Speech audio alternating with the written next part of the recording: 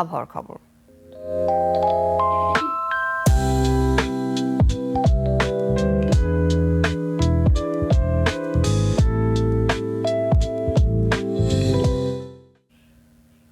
দর্শক, সহকর্মী ফারিহা সাজনীন আমাদেরকে জানাবেন আজকের আবহাওয়ার খবর। ফারিহা, আজকে সারাদিনে আবহাওয়া নিয়ে আপনার কাছে কি কি তথ্য আছে, আমাদেরকে বিস্তারিত জানান।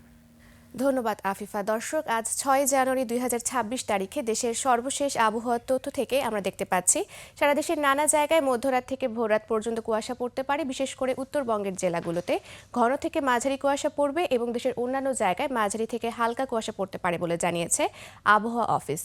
সেই সাথে ঘন কুয়াশার কারণে বিমান চলাচল, অভ্যন্তরীণ নৌ চলাচল এবং সড়ক যোগাযোগ ব্যবস্থা সাময়িকভাবে ব্যাহত থাকতে পারে। বর্তমানে উচ্চচাপ বলয়ের বর্ধিতাংশ পশ্চিমবঙ্গ এবং তৎসংলগ্ন এলাকায় অবস্থান করছে এবং সেই সাথে মৌসুমের স্বাভাবিক লঘুচাপটি দক্ষিণ বঙ্গোপসাগর রয়েছে এবং এর একটি বর্ধিতাংশ উত্তর বঙ্গোপসাগর পর্যন্ত বিস্তৃত রয়েছে।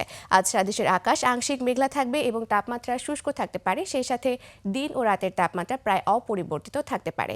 বর্তমানে বিশেষ কিছু অঞ্চলের তাপমাত্রা যদি আমরা দেখে থাকি তাহলে ঢাকায় রয়েছে 15 ডিগ্রি সেলসিয়াস, খুলনায় রয়েছে 14 ডিগ্রি সেলসিয়াস এবং রাজশাহীতে রয়েছে 13 ডিগ্রি সেলসিয়াস। গতকাল সর্বনিম্ন তাপমাত্রা রেকর্ড করা হয়েছে রাজশাহীতে, যা 8.4 ডিগ্রি সেলসিয়াস এবং সর্বোচ্চ তাপমাত্রা টেকনাফে যা 26.6 ডিগ্রি সেলসিয়াস। গত 24 ঘন্টায় রাজধানী ঢাকায় সর্বোচ্চ তাপমাত্রা ছিল 18.8 ডিগ্রি সেলসিয়াস এবং সর্বনিম্ন তাপমাত্রা 13.2 ডিগ্রি সেলসিয়াস।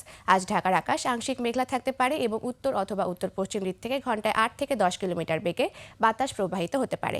আজ সকাল 6টা অনুযায়ী ঢাকার আপেক্ষিক আর্দ্রতা নির্ণয় করা হয়েছে 90%। সেই সাথে আজ ঢাকায় সূর্যাস্ত হবে সন্ধ্যা 5টা বেজে 26 মিনিটে। দর্শক, এ ছিল আমাদের আজকের আবহাওয়ার তথ্য। ফিরে যাচ্ছি আফিফার কাছে। আফিফা। ফারিহা, আপনাকে ধন্যবাদ।